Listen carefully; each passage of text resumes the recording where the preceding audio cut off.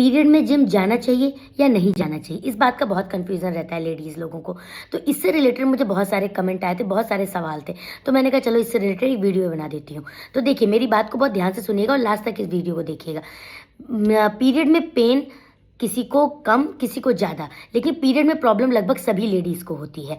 तो ये person to person और बॉडी टू बॉडी वेरी करता है।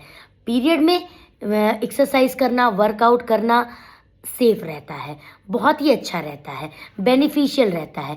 लेकिन किस टर्म में, अगर हम साइंटिफिकली जाएं तो ये है कि लाइट और मॉडरेट लेवल की अगर एक्सरसाइज हम पीरियड के टाइम पे करते हैं तो हमारी उस टाइम पे एक इंडोर्फिन चीज़ रिलीज़ होता है जो कि नेचुरल पेन रिलीवर होता है।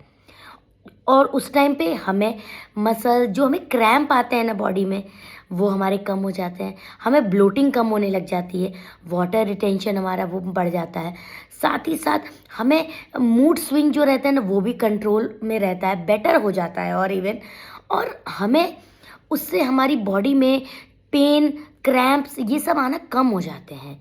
लेकिन अब जिन लोगों को सीवियर पेन रहता है, अब हम बोलेंगे एक्सट्रीम हम किस लेवल पे माने, एक्सट्रीम हम इस लेवल पे माने कि अगर पीरियड में ऐसा हो रहा है कि आपको क्रैम्प या पेन होने पर पेन किलर लेना पड़ रहा है, इसका मतलब आपको सीवियर पेन हो रहा है, तब आपको 1 से 2 दिन का रेस्ट करना चाहिए।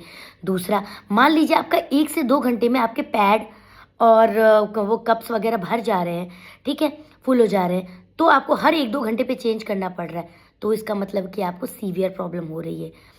साथ ही साथ अगर आपको उसमें वॉमिटिंग हो रही है, आपको उसमें बहुत ही स्मेल आ रही है, नोज़िया फील हो रहा है, तो फिर इसका मतलब कि आप पीरियड के सीवियर प्रॉब्लम से गुजर रहे हैं।